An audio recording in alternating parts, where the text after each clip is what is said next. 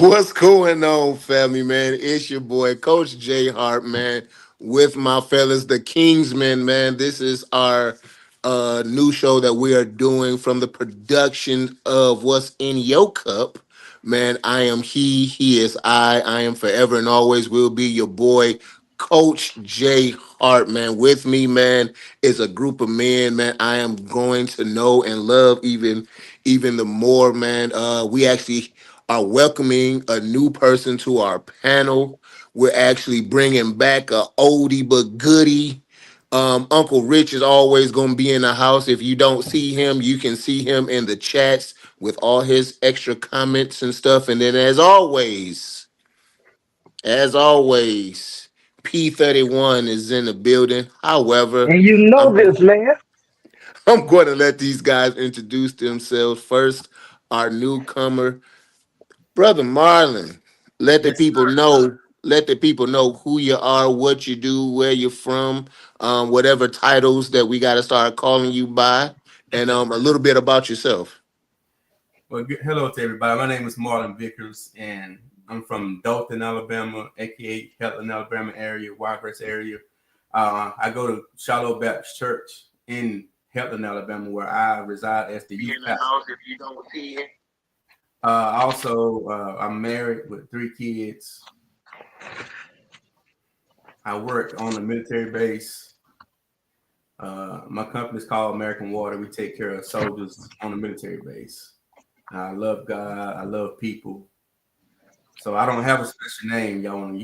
I go by a different name. So whatever y'all choose, as long as you don't call me late for dinner, I'll be all right. You ain't never lied about that. But that's Next, man. in a nutshell. That's who I am. Thank you, sir. Thank you, sir. I appreciate it, man. Next, man. Uncle Rich is in the building. Let the people know who you are. Hey, I'm Richard Glover. I'm here in Coastal Empire, Savannah, Georgia, hosted city of the South. Um, I am an occupational therapist by trade.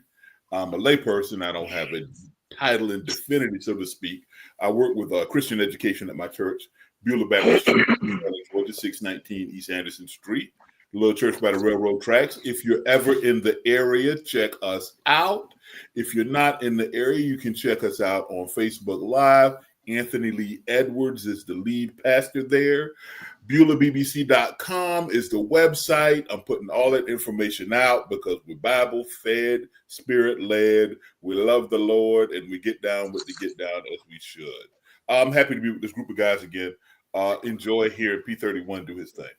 That's all I got. Man, glad to always have you, Uncle Rich. Man, we got somebody, man, who I haven't seen in a minute. And when we found him, I don't know what rock our amazing coach Ebony Lachelle found him under, but I'm glad she found him, man. This is my brother from another mother. Man, it is none other than Reverend Victor. What's going on, guy?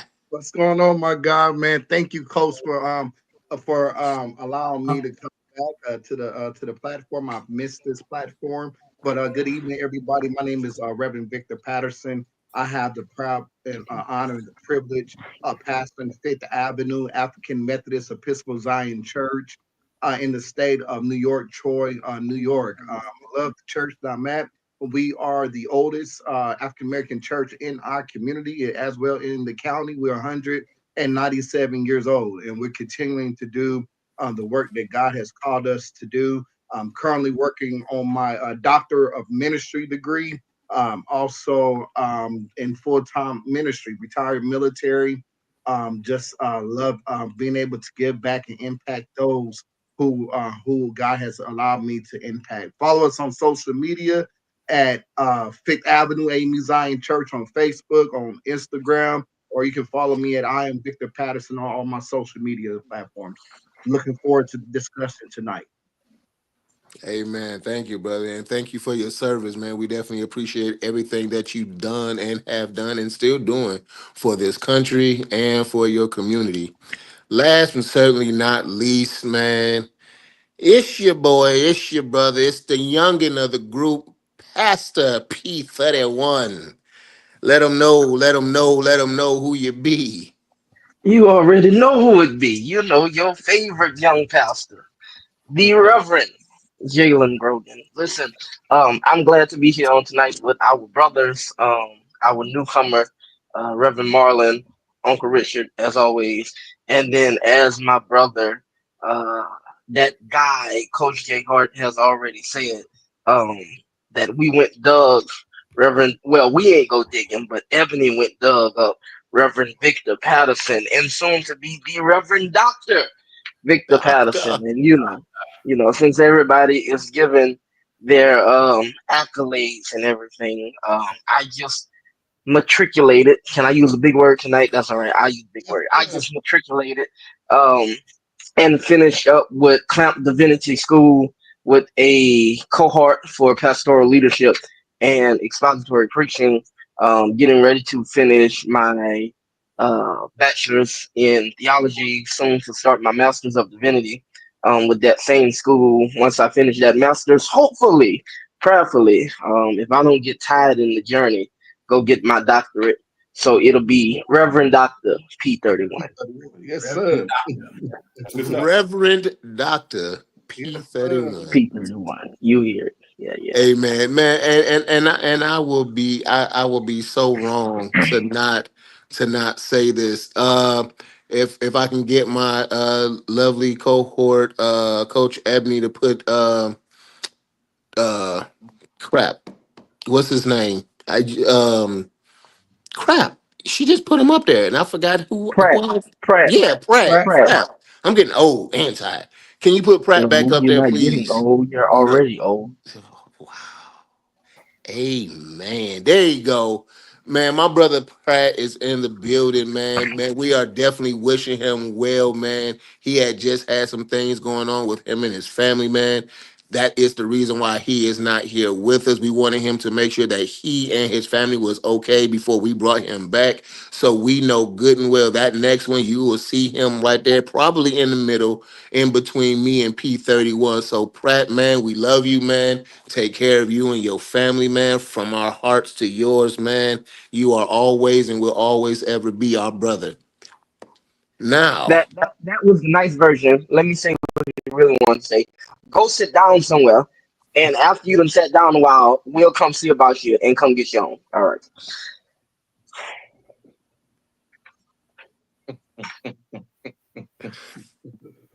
P31 has not changed. hey, That's hey, my man. Nah, I God. was trying to nothing I was changes. just trying to.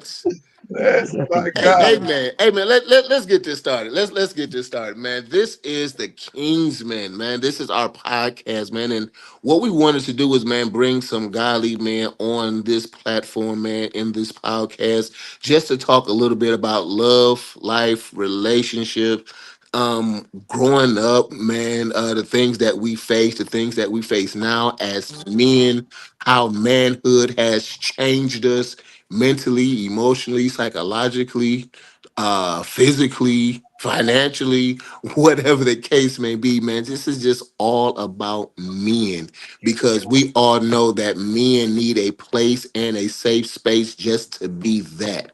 men, and they need some men to be able to talk to and talk things out with. So that's what this platform is. That's what this platform is for. And I got some brothers, man, that I'm trusting that will give you some insight from their hearts, some things that they've went through, and how to get through some things that you might be facing. So without further ado, question number one.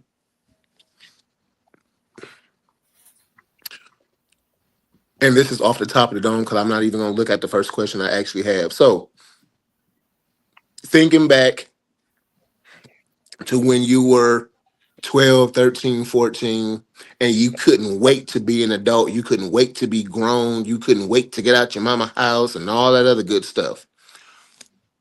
What did you think manhood would be at that age? And has it changed since you've gotten the right old age that you are now? And what's the one thing that you thought was going to be easy or a breeze that you found out in this thing called manhood was a little bit more challenging than you thought it would be?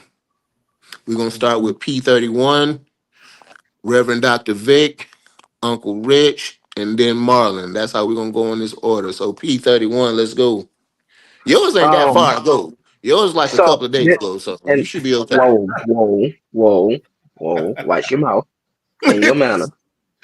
Come on, man. Um, Now, so on a serious note, it's kind of hard for me to answer that because I never wanted to, as most children or as most people, I'm ready to grow up. I'm ready to get out. That wasn't me. My thing was I'm a 12-year old because if we go to 12, I was 11 when I was called into ministry. I was 11 when I accepted my call. I was 12 when I preached my first sermon. But in between accepting my call and telling God yes and preaching my first sermon, the Lord took my great grandmother. Mm. And for me, that was a challenge in that moment because I'm like, okay, God, wait, I just told you yes. I'm a child. I don't really know what I'm doing, what I'm getting into, and you just took my biggest supporter and the one person I was looking forward to walk with me through this. And so for me, it wasn't necessarily a wanting to grow up. It was a how do I now navigate this without the woman who raised me? Because literally from the day I came home from the hospital until she died, I was with my great grandmother every day. I knew nothing or no one else. It was me and her against the world. And so defining a call and navigating without her, it wasn't a wanting to grow up. It was a I want to go back. Like would me not answering this kept her here longer? If I would not have said yes, would she still be here?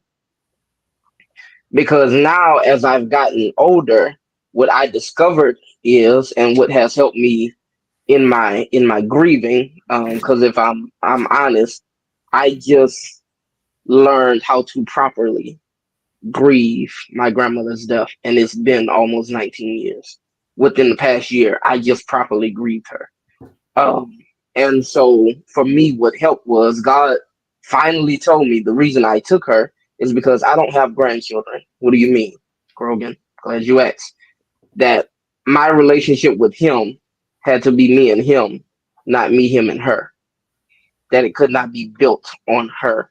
And so if we fast forward to now, actually being, young man, what would I go back and tell my younger self?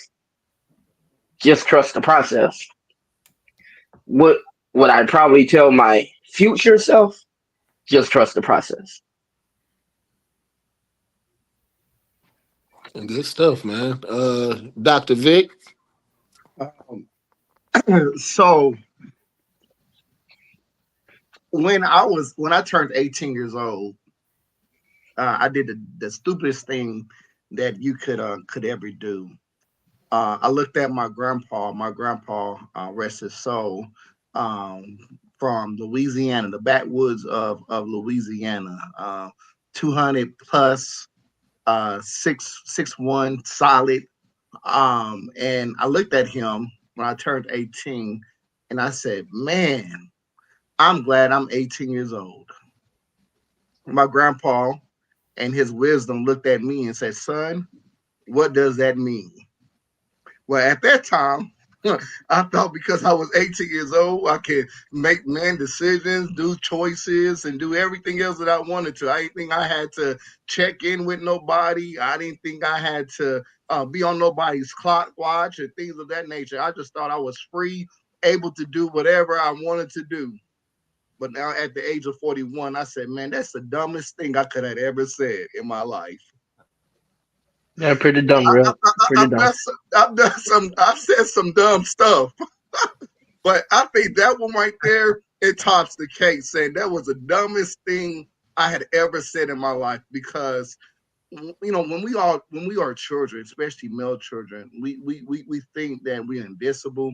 We think that we know everything. We think that the sun rises and dies with us and things of that nature, and we just can't wait to get out into freedom. And I remember being told by my grandparents, especially my grandmother, was being told, "Hey, don't rush to get grown. Don't rush because you're gonna have grown man problems. The older you get, you're gonna have grown man and problems." And I'm gonna live in the spirits and say, I have had some grown men problems.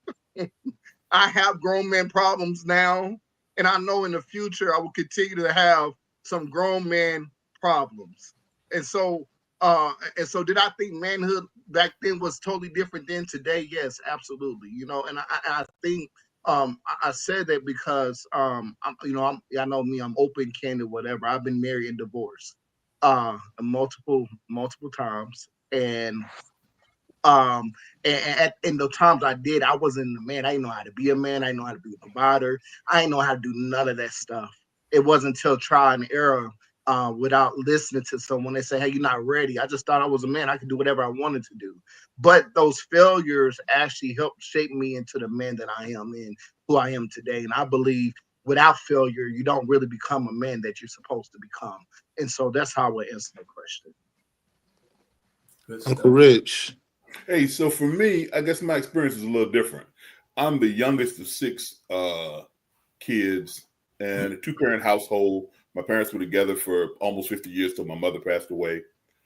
Um, so I never had this yearning to get out and, get away from home. For me, it was getting from underneath the shadow of my older siblings and their name and their reputation. So I was eager to do things, not necessarily in a negative way, but different than what somebody else was known for. I had older siblings that played football in the band, that were academians. They did virtually everything. It seemed like every place I tried to go to do something, their Glover had already been there to do it. And that bothered me because I felt like the shade of being under their protection was stunting my growth. But I grew to understand years and years and years later that was a shade of protection in a lot of respects. It shielded me from things that I didn't have to go through because I could learn them through them, or I didn't have to trial and error stuff because I saw it in them. I saw the outcome and go, "Oh, I ain't trying to do that." And like today, I went out to uh, brunch after church. I'm multiple married, multiple divorced, like you, Reverend Vic. But I have two children that I co-parent with one of my exes, and they were with me today for church, and we went out to eat, and I saw a guy that I grew up with from the neighborhood, and I immediately started talking to him, and the kids were like, "We thought you were just over there, trying to pick a different table." I was like, "No, I'm talking with this guy." And the first thing he said to me after we dapped up, "What's up? Good to see you." He said, "This is my wife, and she knew your brother." I had a brother that passed away a few years ago from COVID, but she had gone to school with my brother. And once upon a time, that kind of connectivity would have been a turnoff for me because I'm like, "Hey, you're meeting me." But I've grown to understand that because of the diversity of my siblings and my family experience, it really opened up a lot of connections for me, even incidental things like that where, oh, you know me because of my brother, pleased to meet you. I don't have to explain who I am because you get a taste of what Glovers are from all of us. So what I thought then about being free was being free from the family name. And what I understand, what I would tell myself now is, man, other cultures, they make a coat of arms to remember their family for centuries. What you got is a valuable thing. You should never want to get rid of that. Even in our faith walk, the whole idea of being part of a family, and Christ saying, I won't leave you as orphans. This idea of family, community, it was lost on me early on because I was so underneath it. I was ready to get out and be my own man. And I realized I'm a compilation of all these other things. That's really what's helped to make me the man that I am. And so I had to grow to learn that and then embrace it. So that's that. Before we move to Marlon, Jay, Unc, I'm so glad you said that. Victor, I want you to know you're not an orphan. You have family. Let that resonate with your spirit. That's what he's saying. He said, just put that in there and let it simmer on about 225. I am not. I am. You got I am. fathers. I am not. Marlon, go, Doctor Bishop. Hey, let me jump right in. You said from the age of 12 until now, I'm just like everybody else. I'm just like Coach Richard and Reverend Vic. I'm also I've been divorced. I'm on my second marriage now for 12 years.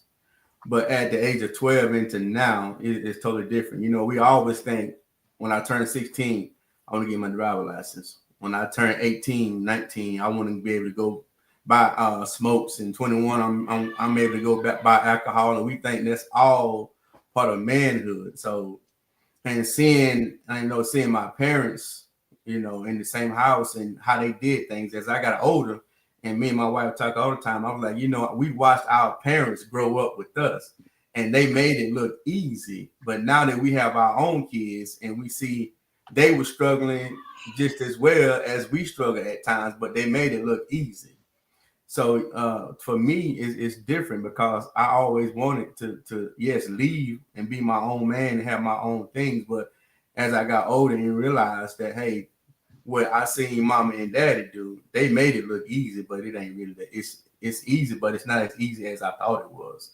Because now you got to deal with bills and you got to deal with paying mortgage. You got kids, so now you got to pay insurance, and all this stuff comes in, and you don't think about all that stuff when you out here doing your thing and you being manhood. It's a different, you can't call mom and daddy when bills is due, you especially when you got a wife, she like, hey, what we gonna do? So it's different when you got a family. When you single, you can kind of make things happen because I've been single and single men, we do things different. So, as I, got older and I realized that, hey, what being a man is not just, turning 18, turning 21 and getting a house, it's about responsibility and being able to manage what you have and not letting what you have manage you. Man, So that's what I had to. That's what I'm learning now at the age of 45 is how to manage life and not life and don't let life manage me. Because yes, we're gonna have difficulties. We're gonna have things that come up as men in our own life and with our family. So we have to learn how to manage all of that stuff. And we don't see, we growing up, we didn't think about all that stuff. We thought it was just, just easy because the people that we looked upon, like you said, your grandfather and then your family, they made it look easy because they knew they had a process and they knew what to do. So, when you become man, you be like, I want to be just like so-and-so because they made it look so easy. But when you step in their shoes and you realize that, hey, it's not as easy as what I thought it was. So for me, no. things are different. Now that I'm older, been through one marriage, on the second marriage, things wasn't the same with my first marriage it is in my second marriage because I'm not in the same place. And That's it. my oldest son just graduated military with basic training. And I told him when we had a conversation, I said, each one of y'all came to me at a different phase of my life. When I had my first son, I was at one phase, and I had my daughter, I was at another phase, and then my baby boy, I was at another phase. So every level, I grew to a different type of man. That's So, it. so yeah, at being at 12 into now, it's different. You know, you look at stuff, you think things are going to be simple and easy, but when you get that hit 18 and you get 19 and 20, you start making your own money, have to pay your own bills and take care of your own things. It's different. It's not just when I people depend on you, uh, man, look, it's man, different, man. Yeah, it's totally different. No, different. but looking at that, man, and listening to y'all, man, and I'll throw this because this gonna bring into my second question. I honestly thought that I was gonna have a life like Bill Cosby. I thought my life was gonna be like the Cosby Show. I thought that's what manhood was. I thought I was gonna have a Claire Huxtable, and we was gonna have a Theo and a Vanessa and Rudy, and that's how life was because that's the picture that Yeah. was painted. And although I knew it was just TV, in the back of my mind, that's the picture I painted. And although that was not the only show that I looked at when I said this is what my life wanted to be, I that's what I chose. I was like, ooh, that's what I want because that looks like the way I'm supposed to live my life. So, with that being said, what's one thing that if you could go back to your younger self, let's say a little bit older, let's say if you can go back to 18, 17, 18 years old, you're getting ready to get out of high school, life is getting ready to change for you for the man, for the biggest and one of the biggest changes of your life, man. Going from 17 to 18 or graduating high school. Let's do graduating high school. What's one thing you would go back to your graduated self and tell them about the future? Hmm. 31?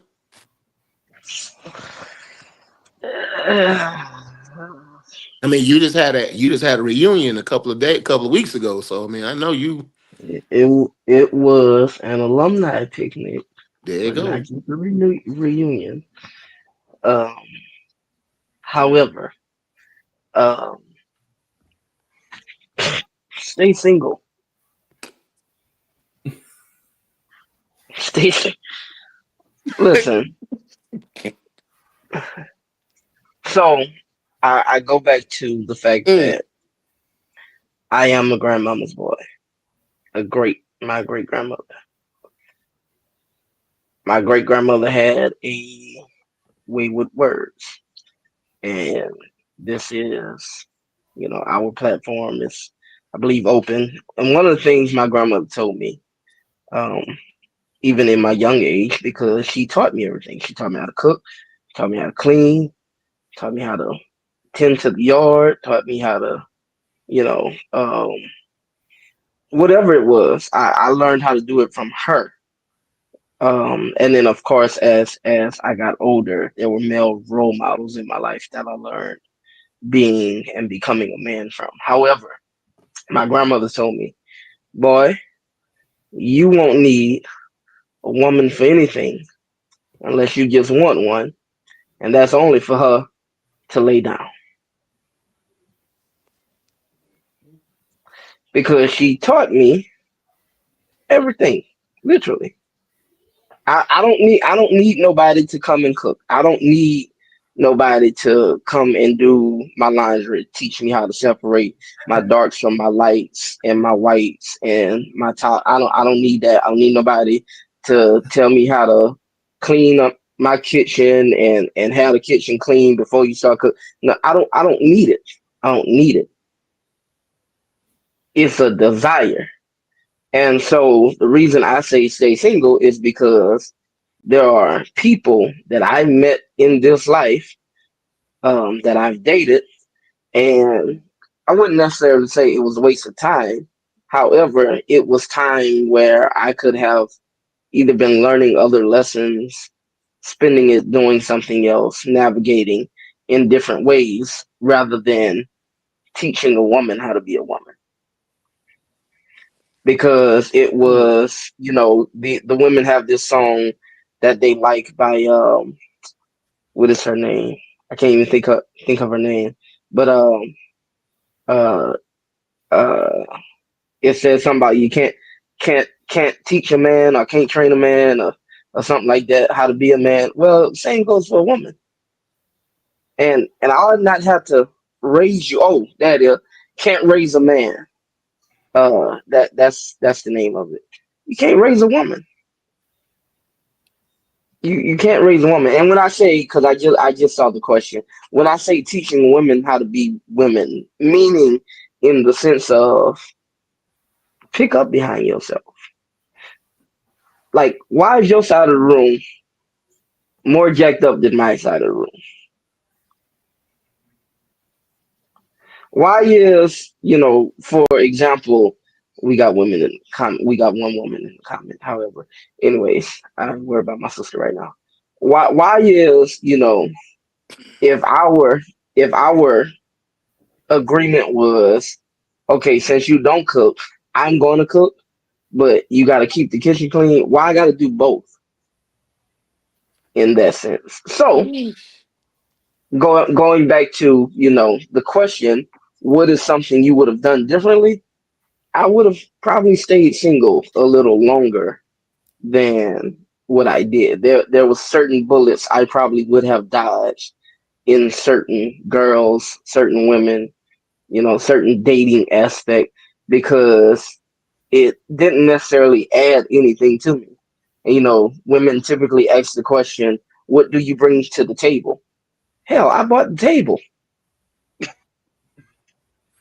Sometimes you do. I mean, Vic, don't laugh at him, man. Don't laugh at him, man.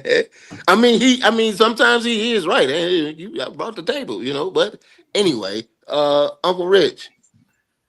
Oh man. For me, if I could go back to my Can we 17, get Ebony out of the comments? I'm sorry. No, Because you she wants can't. to moderate and all of No, that. And she's no, trying to you moderate from the can't. comments. You can't. You just can't. y'all funny.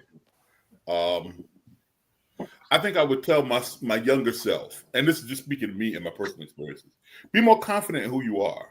Mm. Um, you know, the dynamic I described with me being the youngest of 6 siblings did a lot with my psyche about me believing in my abilities. Now, I've always been that nigger, but Whoa. believing and Whoa. operating in that Okay. truth. Okay. I'm just saying. I mean, Hey, I feel you. Hey, we right here. not cocky, just confident. We right here. That's So, it. He said we so right here. We Like right I here. rock I'm with with that. it, baby. I'm but rocking This is with why this is why he's uncle. This is it why took he's the uncle of the group. I some love it. it took some life lessons for me to test the theory that who I thought I actually was, rather than believing who you are at the gate. Um, and for me, I cheated myself on opportunities for growth or opportunities for uh, expanding my abilities or talents or even income because I shied away from a thing thinking, maybe you're not that. A touch of imposter syndrome, if you will. So if I could go back to tell my younger self, I said, nah, man, you better than you present on paper. And you're more clever than people say you are. You're charming, you these things, and eliminate some of that self-doubt. I think a lot of times for me, and this is just my personal case, I limited what I did because I stayed in a safe zone. And it took a few life experiences to teach me that there's no growth in the safe zone. You got to be outside of that to really grow. A pot hold a plant to a certain height. If you plant shrubs and put them a certain distance apart, they only grow a certain height. So you have to expand, you have to move beyond, and sometimes that's not a comfortable place to be. And at that time, it was a weird mix of me wanting to be out there, but not knowing how to manage being out there. So I was away from, but I was still kind of self-sheltered, you know? So I would tell my younger self, hey, man, believe in you, because I believe in you. And if you push this thing the way you can push this thing, it ain't no telling where you can go. There was a movie that was out some years ago, Aquila and the Bee. And in the movie, the poem that the teacher who was instructing the girl about it. Our greatest fear is not failure, but a success beyond our wildest dreams. And I think a lot of times in my early life, I was living that truth. I was not afraid of failing because I knew I could sham and get by. It was, but what if you gave your absolute best? Yes. What if you did it It. with all your gusto? That's it. Mm. So that would be the thing I would tell my younger self. Because even now I'm a prisoner of that. Now I just have a greater awareness of it and how to work around it and work through it. But the same tendencies that 17-year-old that needed a fade on picture day but didn't have one, you know, I they got still you. exist. I got you. Some psychologists say that the child is the parent of the adult. So that inner child that everybody talks about, you still got to listen to them, but you also got to do what you do with children, set boundaries, Yep. discipline, That's further it. you grow, you know? That's So it. We're gonna hit Pastor Marlon, then we're gonna hit the doctor. I would I would tell myself to be more focused on my education and more on my degree. I didn't spend as much time. I wasn't focused enough on my college when I started my college at 18, my degree, my field, and I ended up staying there longer than I should have. And that was because I partied too much and just hung out too much and wasn't focused in it. And actually got suspended a semester because of my partying and not being focused. So I would tell myself, my 18-year-old, 19, hey, when you're going to college, be more focused on your career and what you're doing. So you won't have to stay as long and you can get finished and move on to your next level. Because, this was if y'all been to college, you're 18, 19, 17, 18, only thing you want to do if you're not focused is you're going to go party and have a good time. You're not really thinking about your education until you start failing. And then you're like, wait a minute. And you get that phone call saying, hey, what's going on? What I see your grades, but what's really going on? So I would tell my 18-year-old self, to be more focused on your career, on your purpose, on your plan, what God has for you, because I definitely wasn't focused on it then. I was focused on doing my own thing and wanted to just do what I wanted to do. And you say, you always said, people say, hey, get back on course, but I wasn't listening. I want to do my own thing. I thought I was 18, 19, thought I was, hey, I'm my own man. I'm grown. I do what I want to do.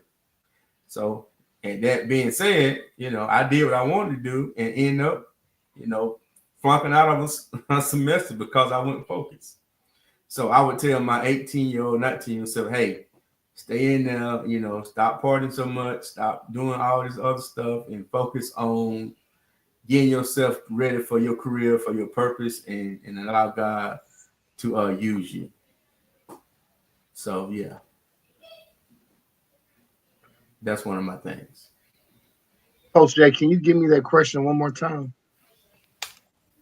What if you could go back and tell your graduated self, straight from out of high school, you just walked across the stage?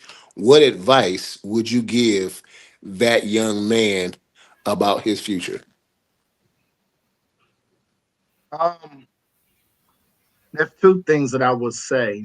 Um, the first thing I would say is don't live in regret.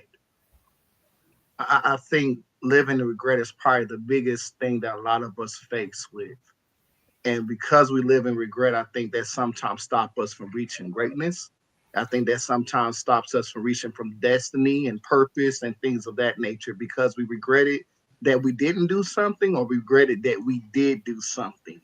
And I've lived with personal regret for a long time, and having that personal regret sometimes does not feel good. Sometimes it sabotages other relationships. It sabotages other friendships. It sabotages other potential for purpose and growth because you continue to live in the what if, and that's never good. So I would tell myself at the 18 years old that life is going to happen, but don't live in regret, because when you do, it messes up the course that you're on anyway. The second thing that I would say is take care of your credit.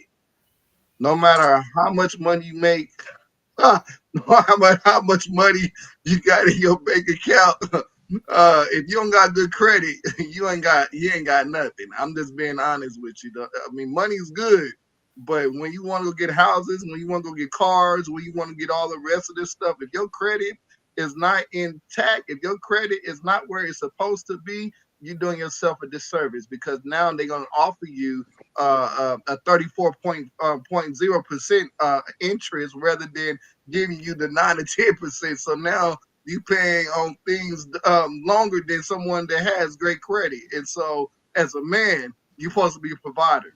And so, providing is not only making sure you got money coming in, but it's also protecting your assets and making sure that you're creating other assets. So, when you do get married, those things will fall hand in hand with each other. A God today that'll preach. That's a sermon if I ain't never heard one. But you said something, and I want to piggyback off of that because I know a lot of men face this and deal with this often, and that's the fear and the regret of what they did or what they didn't do. As Christian men, God is not giving us a spirit of fear, and we throw that to people,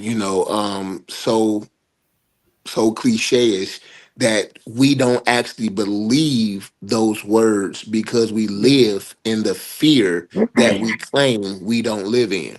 So my question is, how do we move past the regret and fears of what was or what should be and move towards the thing and the purpose that God has called us for?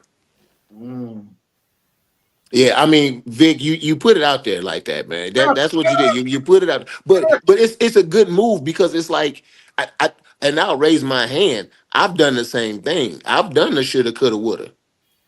Man, if I would have just, man, if I could have said, I mean, like Uncle Rich said, I that fear of being better, being the best you or the best version of you that you can be, because we live in the fear and or the shadows of someone else, or the man, I don't really think I got the education or the knowledge, or I don't have the push behind me that other person had to be able to do X, Y, and Z. So how, as Christian men, do we move past that? Because and I'll say this real quick. Bishop Jake said he was praying over some young men, and there was an older guy in the line, and he said, "But I said I needed young men who didn't have a father to come in line, because I was going to pray for them and give them the wisdom of God, from give them what God has given me for them." And he said, "I don't know who I am." Mm. Mm, So my mm. question is, how do we move past the shoulda, coulda, woulda into the purpose and the calling that God has called us for? So this is how we're going to go. We're going to go backwards. Yeah, Bishop, I'm coming to you first. So, so go ahead, drink your drink real quick, clear your throat, whatever you got to do, because I'm coming to you. I'm coming to you, Coach Uncle This is Rich, a, this is an Coach. unfair move because I know what he's doing. Fine. You a hater. so so Bishop going first, Coach Uncle Rich. Then we're going to hit the doctor himself, and then P31. You can finish it up. There you go. Give me that question one more time. So, how do we as men move past the fears and regrets of our yesterday and some of us today, and how do we move towards that purpose and calling that God has called us for? Yeah, that's very good.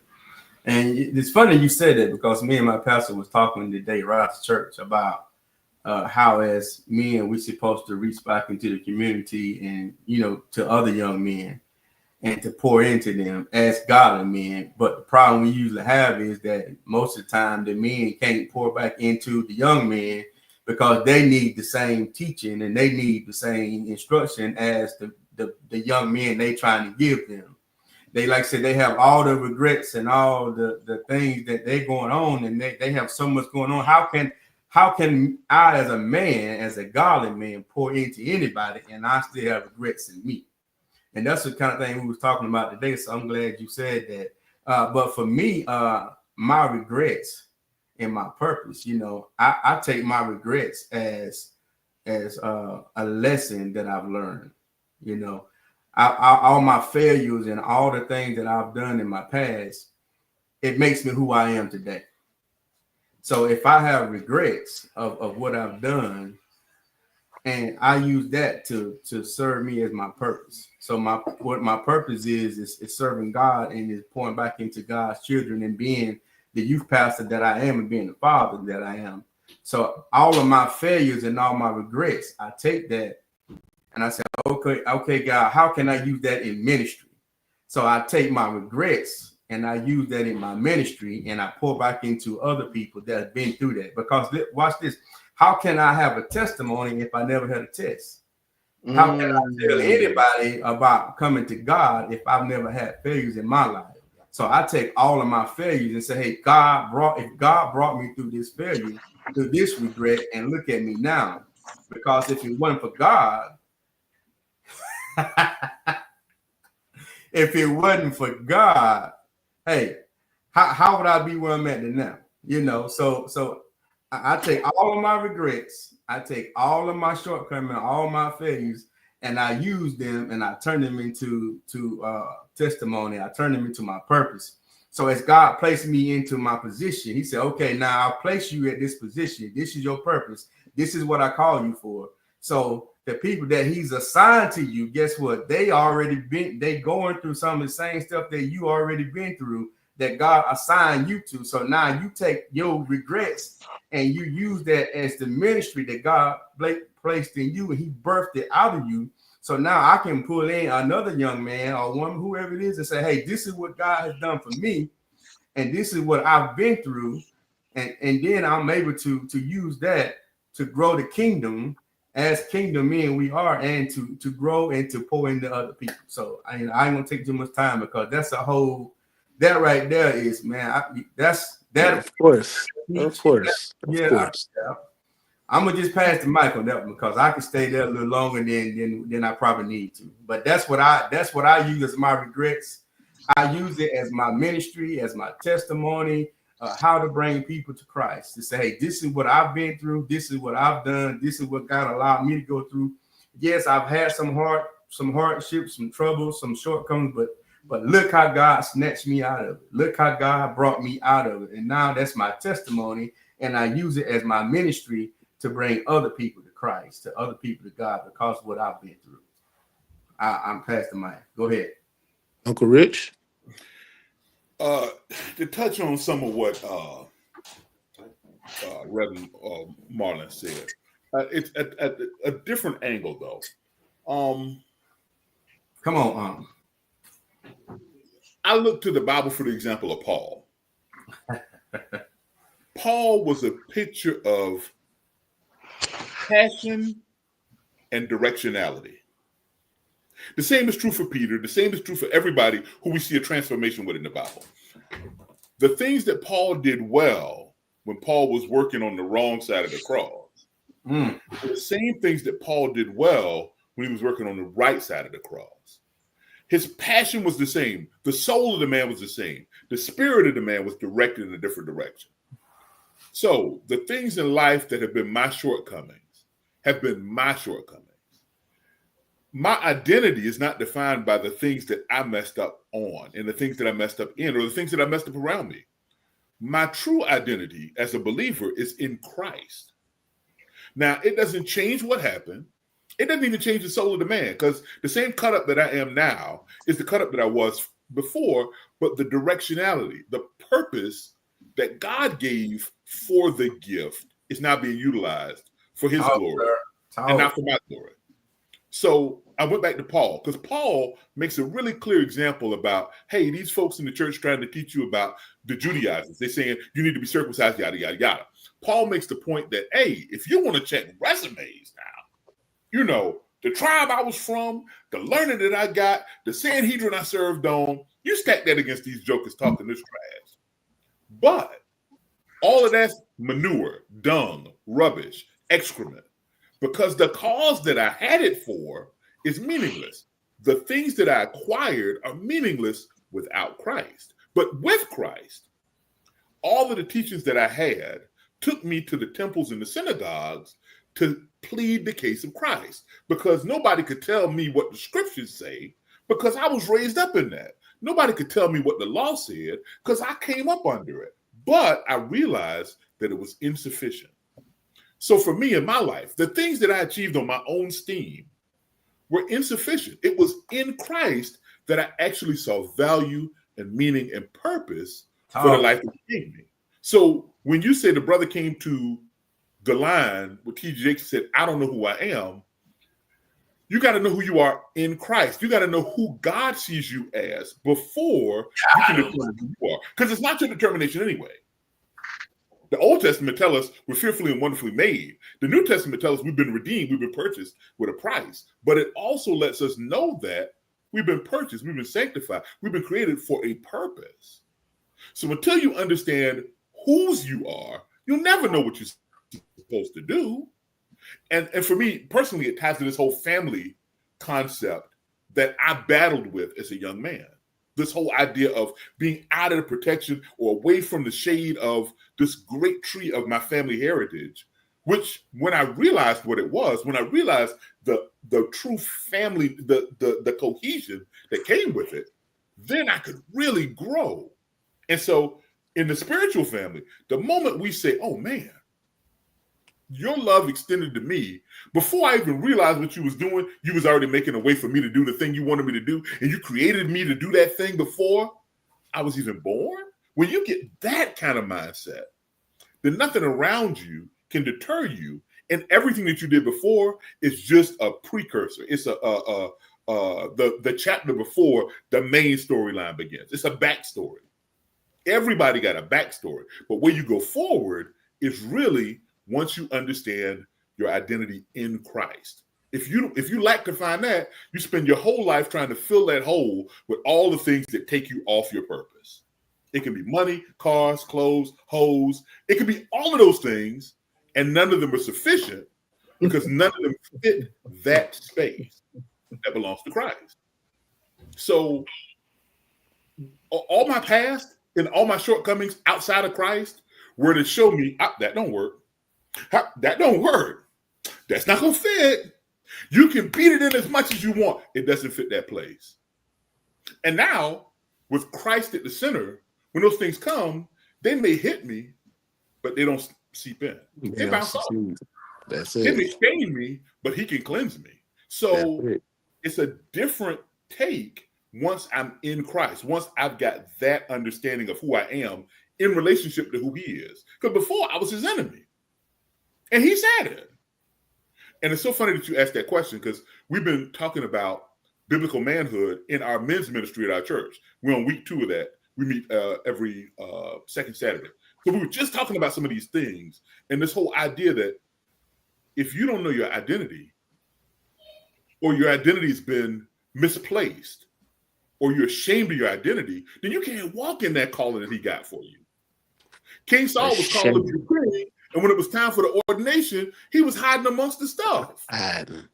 He wasn't in position to do it. So we got to step out from the stuff and get in a position to receive that identity that's been laid out for us. So that's Dr. Vic? I think the original question was, how do you overcome regret? Was that what you was asking, Coach Jay? Absolutely.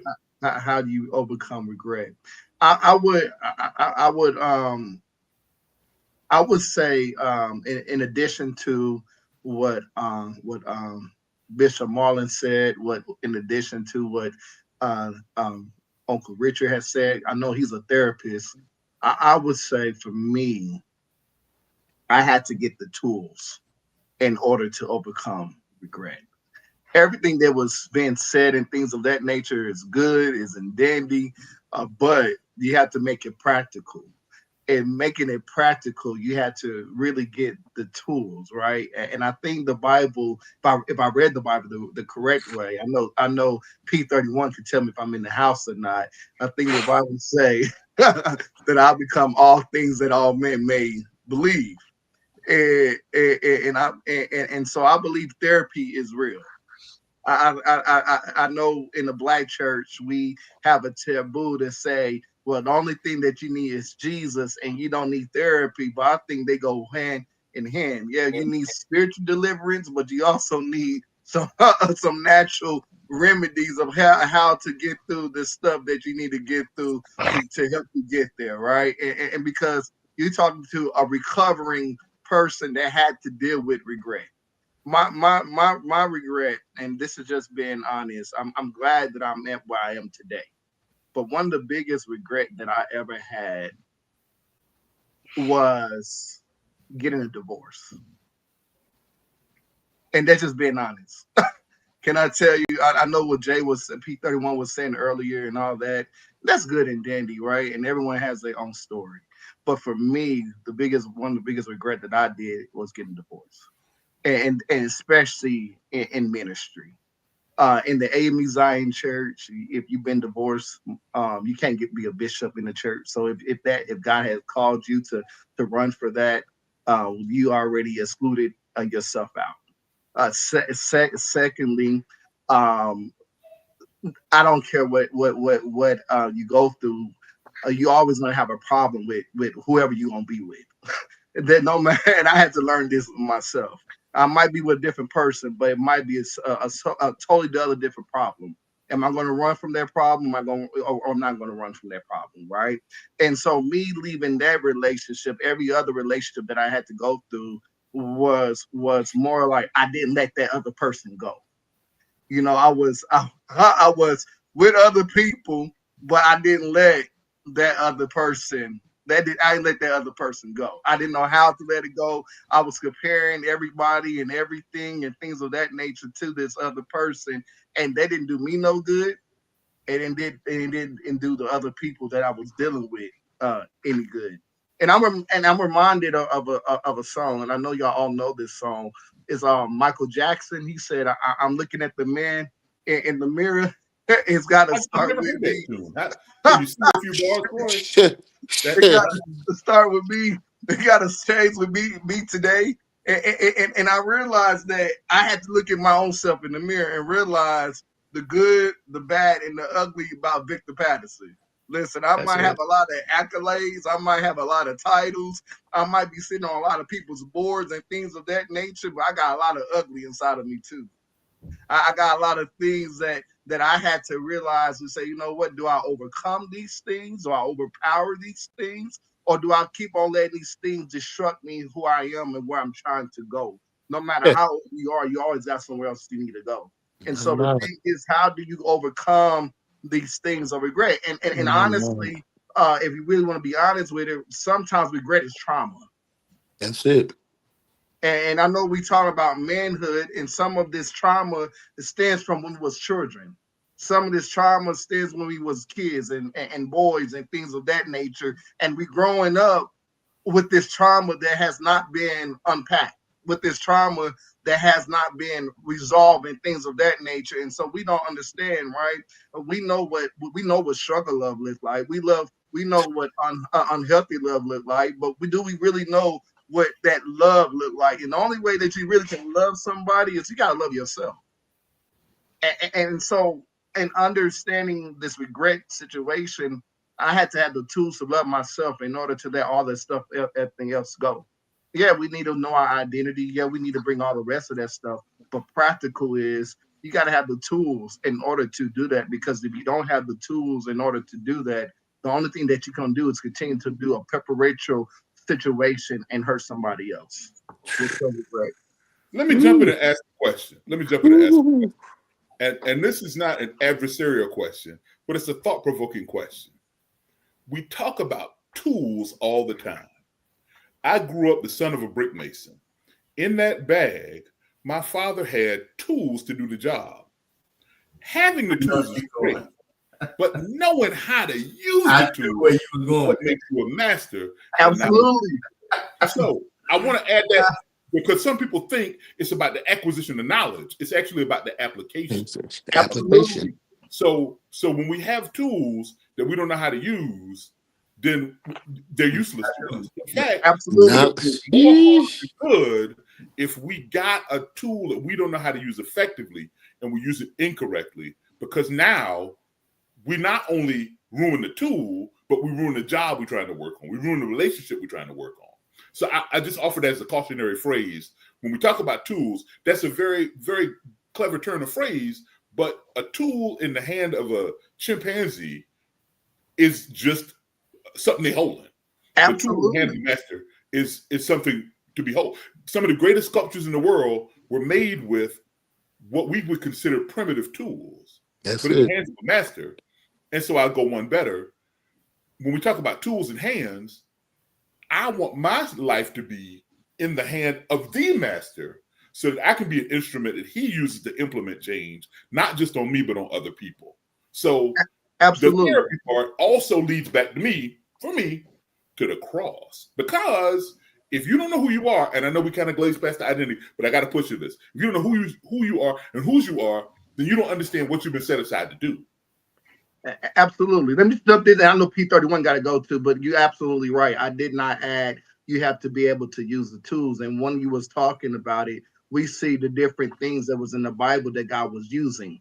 We see when Jesus turned the 5 loaves into bread, there was a tool that he used to bless 5,000 men. When we see Moses with the stick with the raft in his hand, he turned that, used that to part the Red Sea. There was a tool in his hand. We can Tools continue in the to say wrong there's all hand. kind of different other illustrations that we can use to show that it's one thing to have the tools, another thing to be able to use the tool for what it's designed for. So you're absolutely correct. P31. Knowledge is knowing what to do. Wisdom is knowing how to use what you know. Saying that to say, glad Uncle Richard said about the tools, so I didn't have to. Um, Kind of piggybacking off of Marlon because he said um some of the things I would have said. However, um, I think what we have to do is learn to accept pros and cons of our life because accepting pros and cons of life teaches us and shows us what's been building and navigating our pathway to where we're going. Because whether we want to accept it or not, the truth is everything we go through shapes us for where we're heading. And we quote scripture all the time, but I don't think many of us actually believe or want to believe the scriptures we quote. Romans 8 and 28, for example, and we know that all things work together for the good of them who love God and are the called according to his purpose. New International Version. God is working all things together for the good of them who he is called and love him. I like that version because God is working things together. It's not just that things work together, it's that God is Yes. taking things in your life that you It's have putting them together. experienced, that you have gone through, that you have dealt with, whether good or bad, and He's working it together so that the destination that you are getting to, you will know how to handle it. You will know how to operate in it. You will know who you are supposed to be because you have accepted the fact that pros and cons work together to shape you for who you are. Here's an example. If we're going to the Bible and we're using the Bible, David was anointed as king while he was still a teenager. He was still a teenager. However, he did not immediately go to the throne. He went back to the pasture. And while in the pasture, he deals with isolation.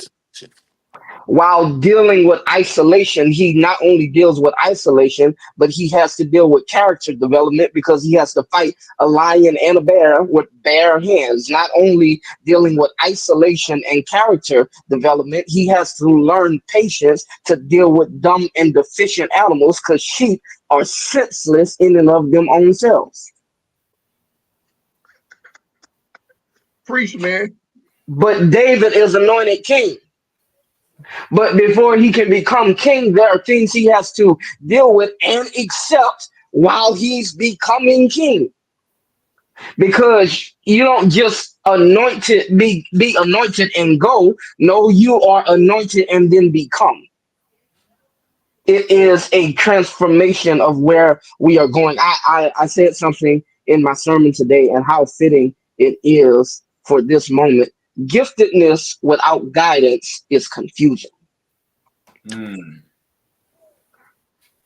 And for me, being a young preacher, I want to put this in the arena of preachers just in this moment, and then I'm gonna double back to something. However, but being in an arena of young preachers, I know what it took for me to get to where I am. And I look at, and it seems ironic for me to say this, but I look at young preachers now. And when I say young preachers, I don't just mean age, but I also mean in their tenure of ministry. But I look at young preachers now and I look at they want to go from licensing and ordination to being the bishop. You don't know nothing. How much you know, Pastor? How much you say they know? Nothing. Okay. Nothing. You know nothing.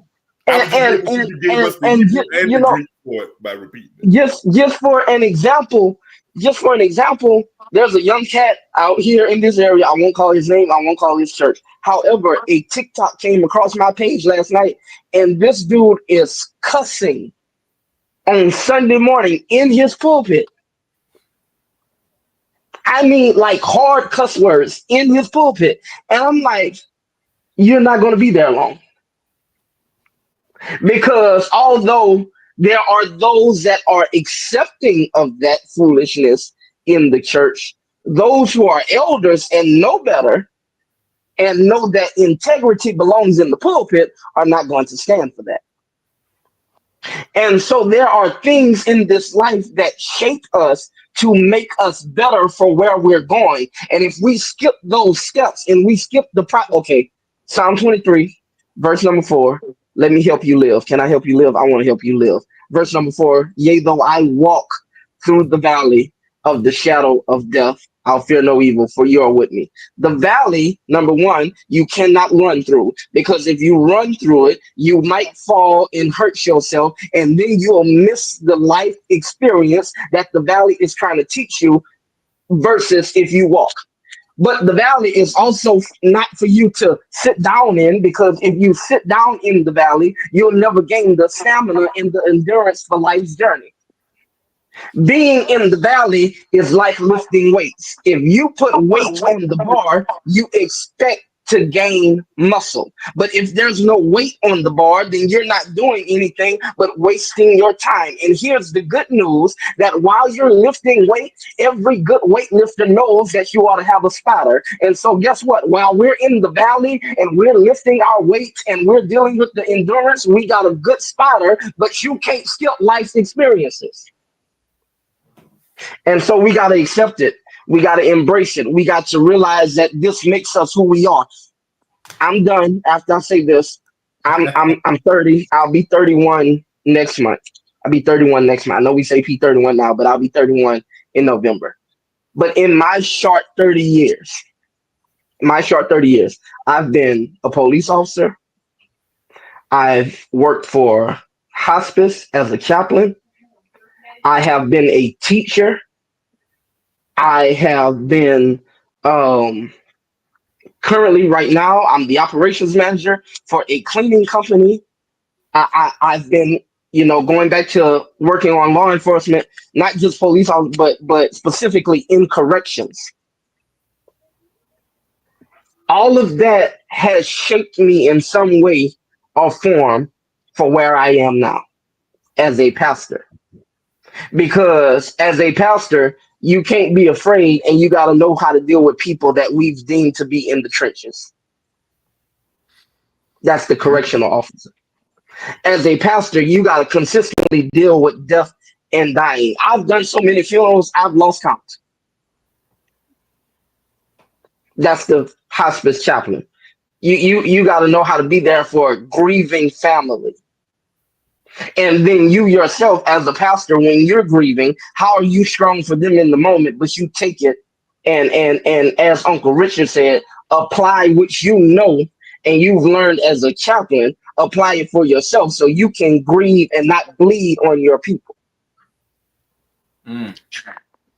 Being an operations manager for a cleaning company, although I have this title as pastor and I have these accolades behind my name and I'm working on these degrees, it still shows me that guess what? The man who cleans the building deserves as much as respect as the man who owns the building.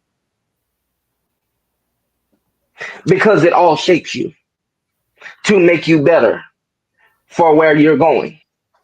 Again, David was anointed, but he was becoming king. He didn't just become king. No, he was becoming king, transformative. He was transforming for where he was headed. Not just David, but even if we were to look at Joshua, Joshua was becoming Moses' successor. He was down in Rephidim and fought against Amalek. He was there to hear what Moses had to read to him because he didn't know how to read or write because technically he was a slave. He was becoming Moses' successor. Not just Joshua, not just David, but even if we look at Ishmael, who was parented by a single mother because he was put out of the house because of his father's wife, and his mom put him up against a tree to die.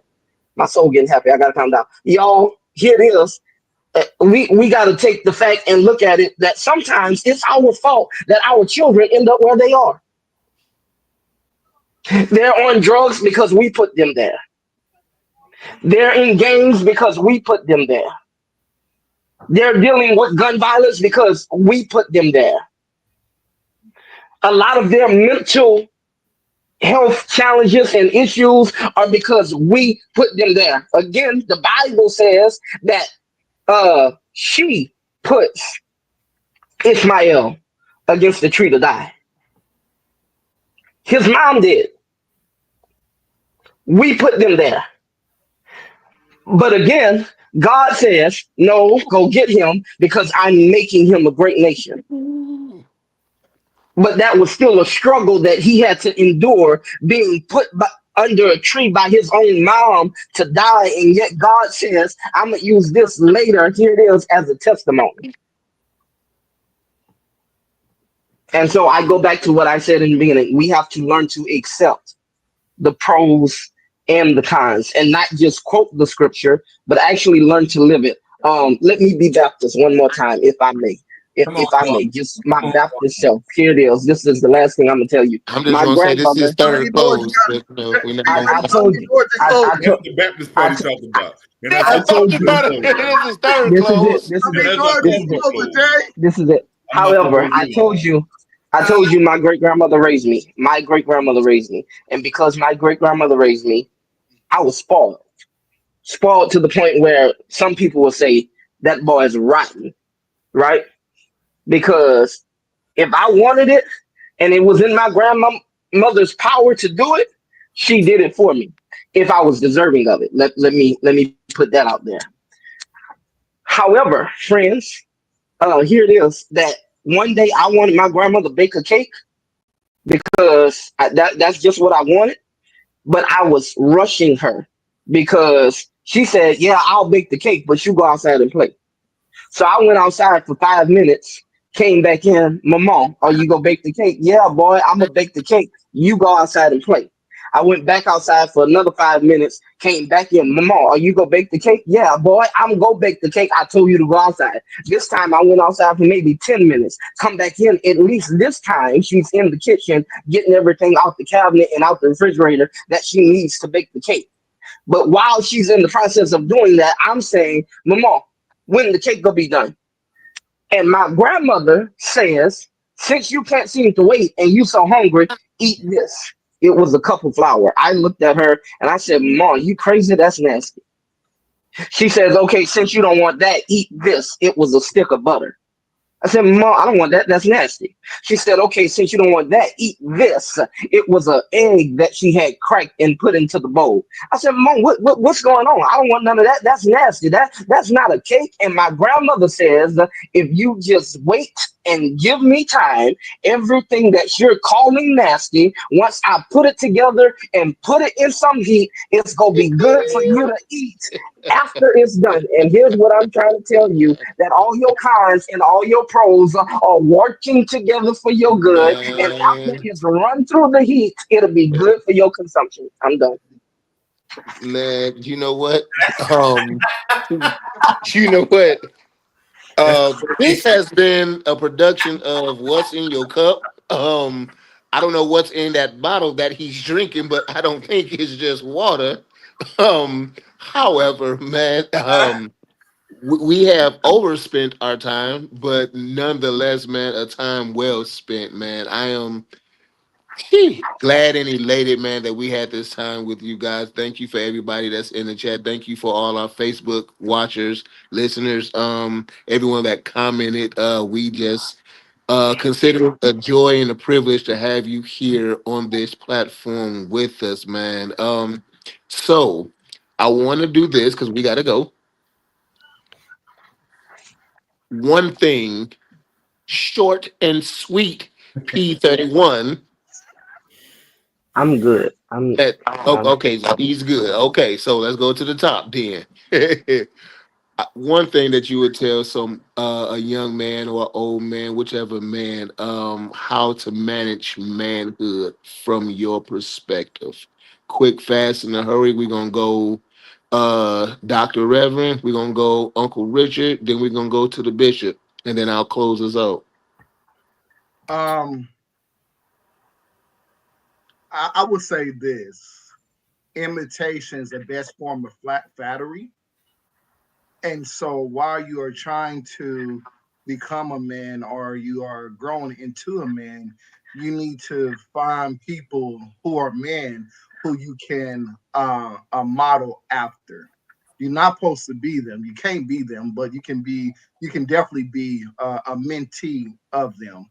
And in fact, one of my mentors, although he's not that much older than I am, and he is my fraternity brother, the Reverend Dr. Jared Fight. He's someone that I talk to each and every day or every other day, and just seeing how how he's encompassing the ministry, his him being married, him having children, him being division chair of Clinton College and things of that nature of religion. Seeing how that is working in order to find how I need to put myself in, looking at men in my family who I think are outstanding husbands and fathers and things of that nature. So modeling what I see, because unfortunately, as children, we might not always get the best examples. We might not always see the best man being men. But when we do find those men who are men, our job is to ask them, "Hey, help me become a better person." And if you can do that, I think you'll go a long way. Sometimes we have not because we ask not. If we ask earnestly, it shall be given. And no matter how old you are, you can always ask for something. Uncle Rich. Be teachable. Mm. As long as you live, you have an opportunity to learn. Reverend Vic touched on the idea of mentoring, but today I had to humble myself and learn something from my daughter. She said, what you think you're saying and how you look when you're saying it are two different things. Mm. Now, if I wasn't teachable, I would have taken that as insolence from a child, a teenager, bright, gifted, who I've loved dearly. I would have taken it the wrong way. But because you have to have a teachable spirit to grow, I said to her, well, help me see what I can't. And both of us learned from that experience. What she learned is daddy isn't as rigid as I thought he was because he's teachable. And she learned that truth is truth no matter where it comes from. Where it comes from. So if we accept the idea of being teachable, then we can truly learn from experiences that we wouldn't otherwise learn from by closing our ears or closing our eyes or closing our heart to it. Be teachable. Mm. Bishop Marlon.